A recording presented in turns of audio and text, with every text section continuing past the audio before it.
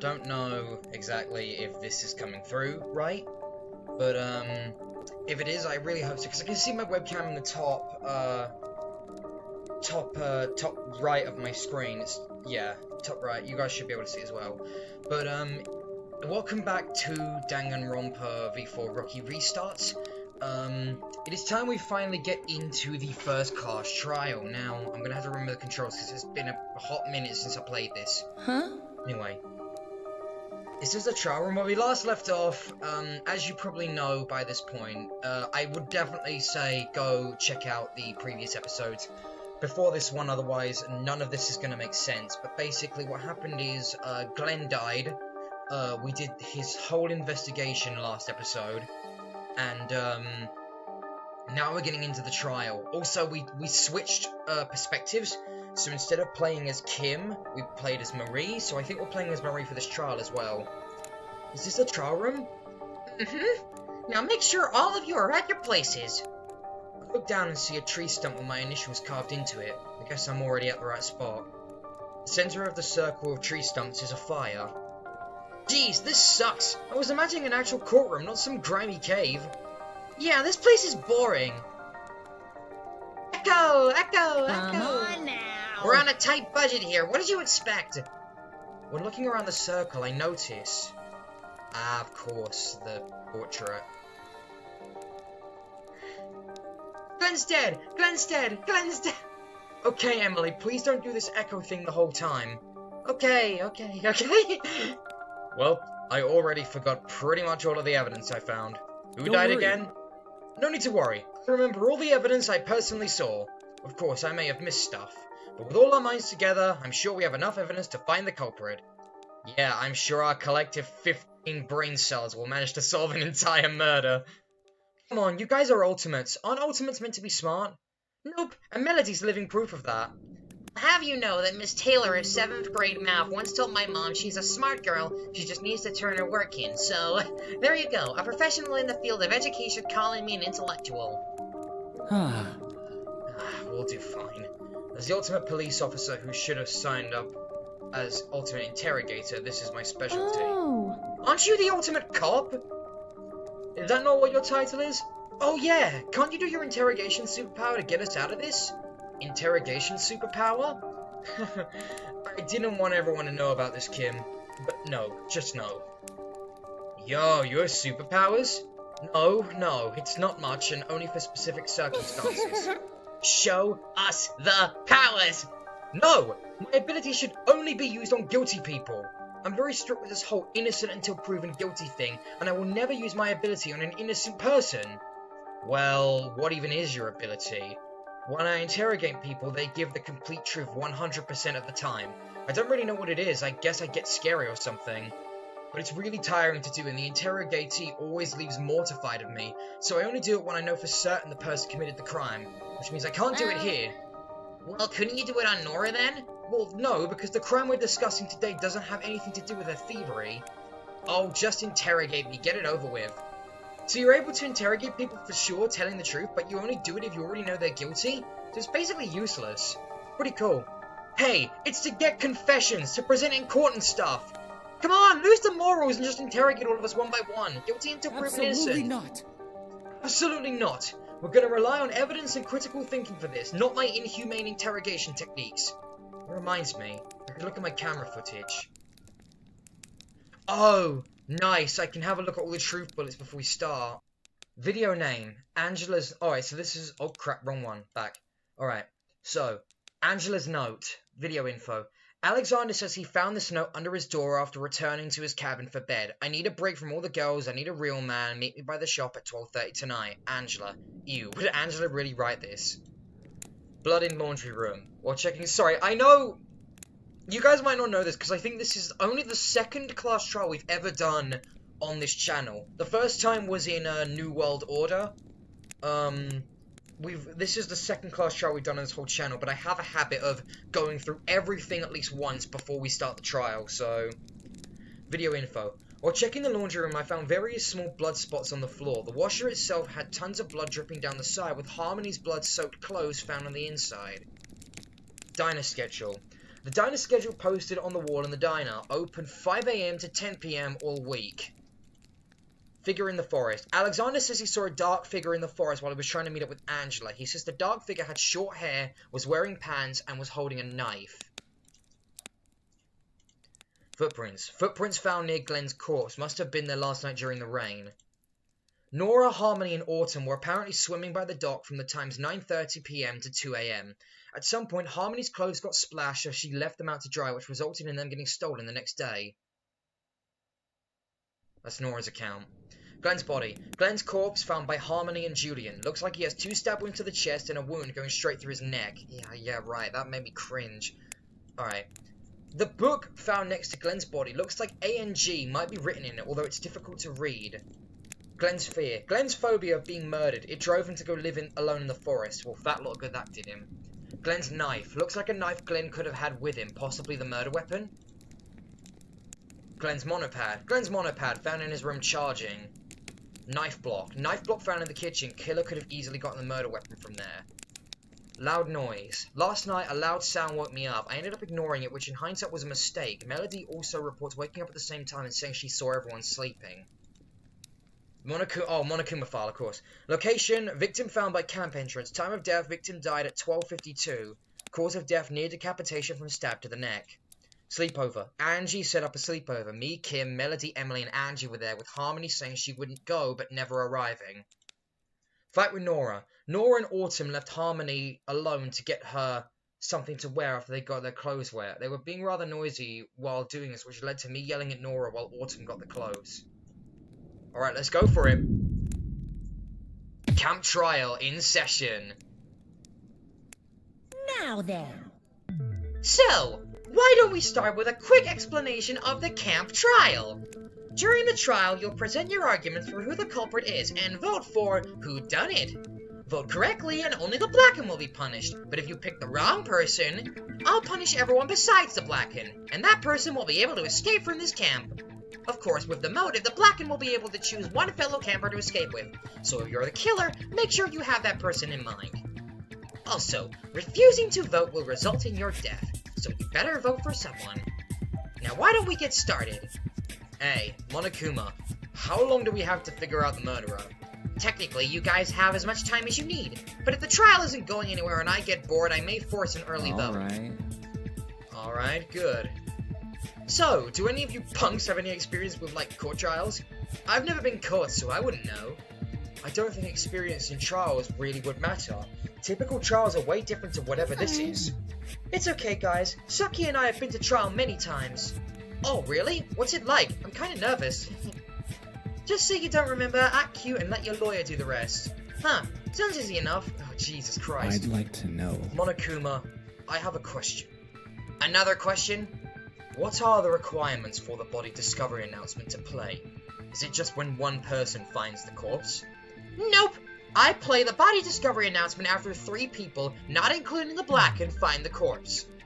Why do you say blacken? Just say guilty. Alright. May we discuss who those 3 people were? Yeah, that shouldn't be too hard to figure out.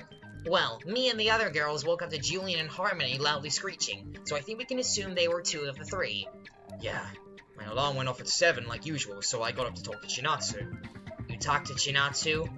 Yeah, she gets so happy when I talk to her, so I thought I'd just tell her good morning. Especially after she had to help me last night due to a certain demon child. You still haven't told me what the deal is with that freaky eye. Oh yeah, what's the deal with that? Off topic. So yeah, obviously the, incident happens to be on the path from the cabins to our shop, so... Well, I woke up at what I thought was 9, so I thought I was super late for breakfast. So I freaked out and got dressed quickly, and then I was gonna go get my clothes from the pier. Which, of course, led me to his corpse. Me and Julian found him at, like, the exact same time. You woke up at what you thought was 9? You were getting your clothes from the pier?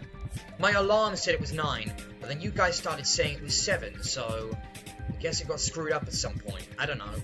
But, for my clothes, they got wet last night, so I left them out to dry. Alright. Alright.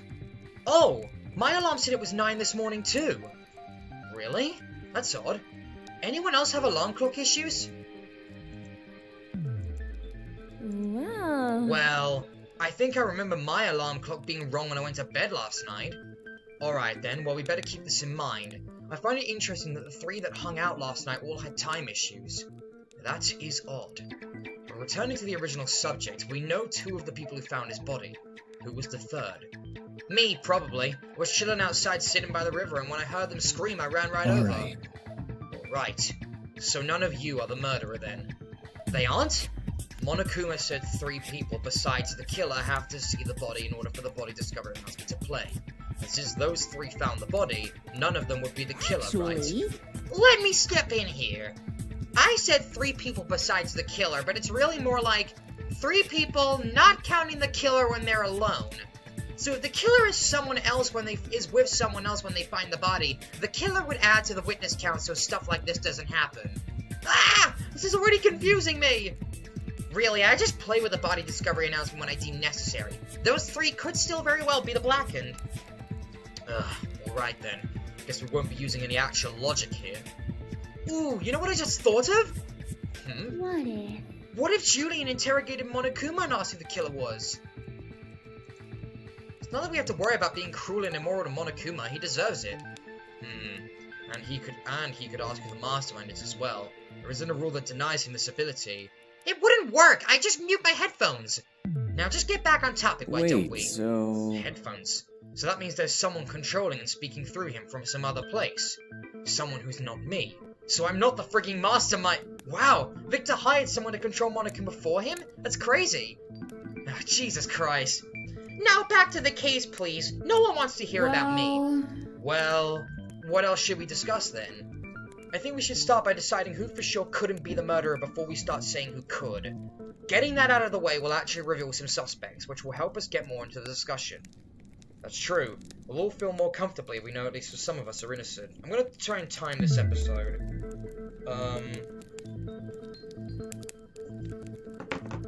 Yeah. I think we'll feel more comfortable if we know at least some of us are for sure innocent. Rather than accusing each other, spreading hate and unease, we should be proving each other's innocence. Spreading love. Hippie. Jesse, of course! Why, hello! I didn't expect to run into you here. Except I did, because this is pre-written. Anyway, I guess I see you're going into your first non-stop debate. It's pretty much exactly like the actual games. Instead of shooting the other arguments, you stone them to death. Just drag and drop the truth stones to the orange or blue text. Of course, make sure it's the correct truth stone. Even if it's wrong, there isn't a life system, so all you get from failing is some extra dialogue. Well, yeah, have fun. Oh, nice! Good, I'm glad we don't have to worry about losing. So you want to discuss our alibis, is that correct? Pretty much. I think it's an easy thing to get out of the way. Well, kinda sucks none of us have one, doesn't it? So these are voiced, these non-stop debates are voiced. Since the murder happened at midnight, we were all asleep. Well, I know what I'm hitting, I'm just letting this go by. I think I missed something, I need to listen to their points again. So you want to discuss our alibis, is that correct? Pretty much. I think it's an easy thing to get out of the way. Well, kinda. I don't think so.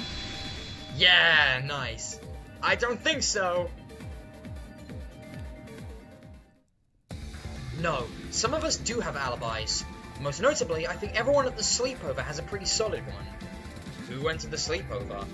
I think just me, Marie, Angie, Melody, and Emily. It was so fun! I want to play board games with Melody again. And you ask for yet another 10 to dethrone Queen Melody, I see. When will you give up? Melody, I beat you multiple times. You aren't all that... This isn't important. Anyways, Nora, Harmony, and Autumn also have pretty solid alibis since they were all swimming together at the time of the murder. After the rain stopped, I went to go chill in the lake, and then those two showed up. That's actually kind of fun. It was! I haven't gone swimming in so long. It scares Tucky and I. Just staring into the deep, cold, dark depths, not knowing what could be hiding beneath. Watching, waiting to strike, and when it does, there's nothing you can do about it. Nothing to latch on. Jesus Christ! Can't even scream for help as the water muffles the sounds. No hope left, only despair. Not even Sucky would be able to protect me then. All I could do is watch me go under. Anyways. Alright. Christ, Autumn kind of scares me. Autumn kind of feels like she's gonna be like a killer in chapter 3, sort of. She's giving me those vibes, I don't know. She could be the killer for this case as well, for all I know. I actually, that being said, I actually have no idea who the killer could be for this case. If we go through everyone, I was suspecting Kim, but I don't think it's her. It probably isn't Nora. Alexander, maybe? I mean, he's like my prime suspect just because he seems like he would die early on. But, I don't really see who he would want to escape with, taking the motive into account. Hunter, maybe, would do it? I don't know. And let's just be honest, Harmony, if we didn't come swim with you, the killer would have probably chosen you instead of Glenn. Harmony probably didn't do it, but I'm just saying. So that means none of the girls could have killed Glenn, right? Well, I don't know. Well, with our current knowledge, I think it's more likely a boy committed the murder. It's possible one of us at the sleepover could have snuck out to kill him, though I doubt we wouldn't have noticed. Well. Then I suggest we have a look at the motive and which of the boys here would be particularly affected by it. The motive targets friends, doesn't it? Yup. Being able to save someone from the killing game would be appealing to the people with close relationships. Well, then it's definitely not me. I'd like to point out that Victor, Jesse, and Alexander would be affected by the motive the most. Ugh, why me? Dude, I didn't do a thing! And if we also think of the girls, Marie, Kim, Nora, Autumn, and Emily are also affected. But I think we should stick to the boys for now. Wait, why are we all affected? Well, what I gathered from watching everyone the past few days, Victor's friends with Marie and Kim, Jesse's friends with Angie. Angie's been real excited about that. I don't think I've ever seen Alexander be close with anyone particular, because he does sit with Harmony while we're eating. He and Emily appear to be friendly with each other. I've noticed them hanging out a few times, so that's more who I was referring to when I was speaking of Alexander. Well, I wouldn't say we're friends yet. We just have similar interests, so when I'm bored, I like to talk to her. I think we're friends. And... Aww! That was cute. And as for the girls, Kim and Marie appear to be friends, as well as Autumn and Nora. We've already explained why Emily's on the list, so... As for the rest of us, I don't think we've really made friends with anyone specifically. We just kind of hang out with whoever. Yes. Which is fine, since that means Monokuma's motive wouldn't work with us. If anyone knows of any other relationships, speak up. Add me to the list. I'm friends with everyone, and everyone's friends with me. Not true. The motive would also make 2 killers likely, right? Yeah? Since the motive allows for 2 people to escape, then 2 people could have very well teamed up to kill Glenn. Heck, it would have actually been optimal for the killer to have a teammate. That's one less person trying to find them. Plus, you can make a murder a lot more convoluted with another guilty person mixed in. More people also means more possible slip-ups and mistakes, though. That's true. So does that mean we'll have to vote on 2 people? I already love this! I already love the way that they're setting this up. This is really good, and we've only had one non-stop debate so far. Nope! The Blacken is whoever dealt the killing blow. So even if 2 people conspired the murder, only 1 is actually guilty. What happens if both people stab and kill the person at, like, the exact same time? Yo, what if someone grabbed another person's hand and stabbed the victim with the knife the other person is holding? It's like the person technically stabbed Glenn, but they didn't mean to, since... Why don't we discuss these types of things when they're relevant? Well, back to the original topic, we have some suspects. Which one should we start with? Yeah? Definitely Victor. He killed Glenn to get this killing game started. Hey, I would never hurt Glenn. He was my friend. If he's your friend, why did you kidnap him and force him into this killing game? Because I didn't, Nora. I'm not the mastermind. Look how mad he's getting. Pissed he's being found out. Nora, quit it!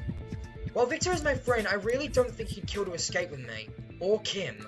And Glenn would also sit with us too. Victor was friends with him, so why would he kill one of his friends to escape with another? Maybe Victor secretly hated Glenn the whole time and killed him because he didn't want to share his 2 girlfriends with him. That's really stupid. Okay, I think we should move on from Victor. While he technically fits the first motive, him killing Glenn isn't particularly logical. It's still possible, of course, but I think it would be better to check out the others. Shame. Personally, I think Jesse's pretty suspicious. He made friends with Angela, which fits the motive, and sets up the sleepover to make sure any potential witnesses would be distracted the night of the murder. I made friends with Angie, not Angela. Angela's significantly more annoying. Seriously? And you're seriously trying to say I killed Glenn? Yeah, I might be friends with Angie, but not to the point where I'd kill someone. We've legit known each other for like 2 days. Why don't you guys talk about the letter from Angela Alexander got? Isn't that like super suspicious?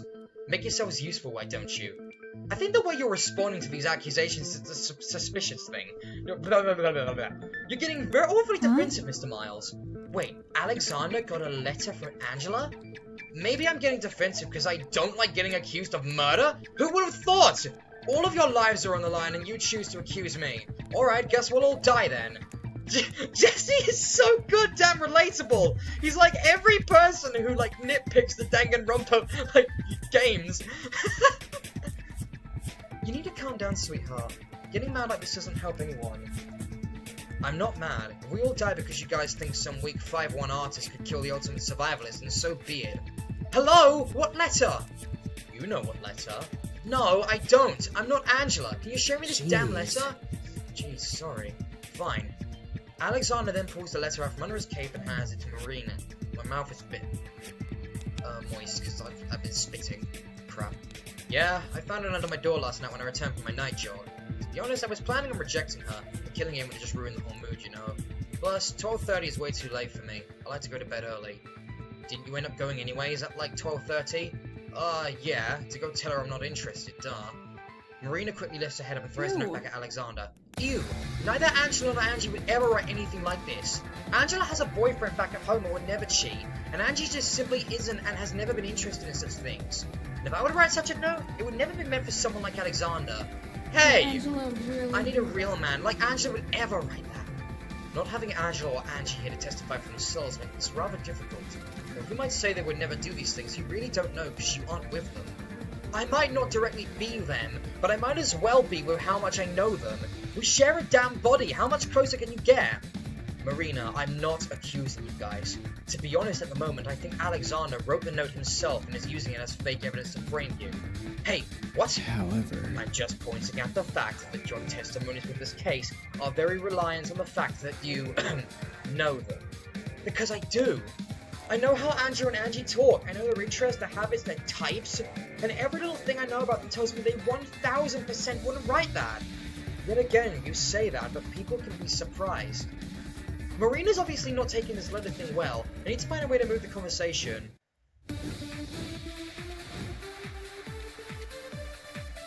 Here we go. I get that my words aren't the most reliable to you guys, but I know I'm right. Wait, Marcus, you think I made the note? Literally anyone could have made that note and signed as Angela. That is true. However, you have to realize that there are other things that incriminate Angela. Oh, okay, yeah, I get it. I know what I'm doing. There's gotta be a way to move the conversation. I need to really listen. I get that my words aren't the most reliable to you guys, but I know I'm right. I don't wanna, but, like, I just wanna know. Wait, Marcus, you think I made the note? Literally anyone could have made that note and signed as Angela. That is true. That might be right. Gotcha. I agree with that. Hey, remember Glenn's notebook? I'm guessing you're about to bring up the Ang thing, huh? Oh yeah, Glenn's dying message. Well, that tells us who killed him. Yeah, we can vote. We barely even started. At least let Angela defend herself. That'd be great if she was here. Anyway, what about the Ang thing, huh? I feel like that, combined with the note, gives us enough reason to suspect Angela reasonably. Or Angie, right? All that tells me is the killer are trying to frame us. I'd like you guys to look at the Monokuma file. Oh, I forgot to bring mine. Notice how this cause of death is near decapitation from stab to the neck? I think you'd die pretty damn fast if you were nearly decapitated. So how would he have had the time to write just about anything? Yeah, that's what I was thinking.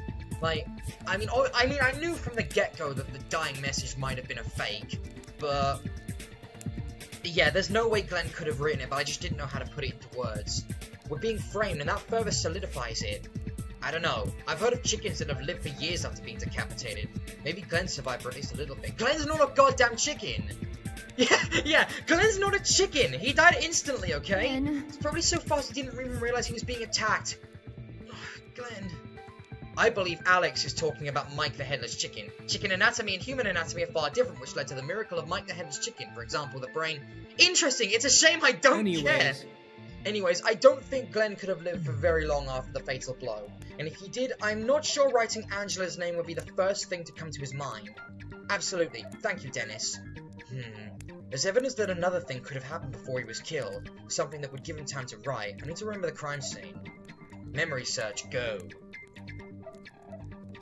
Do I just click something?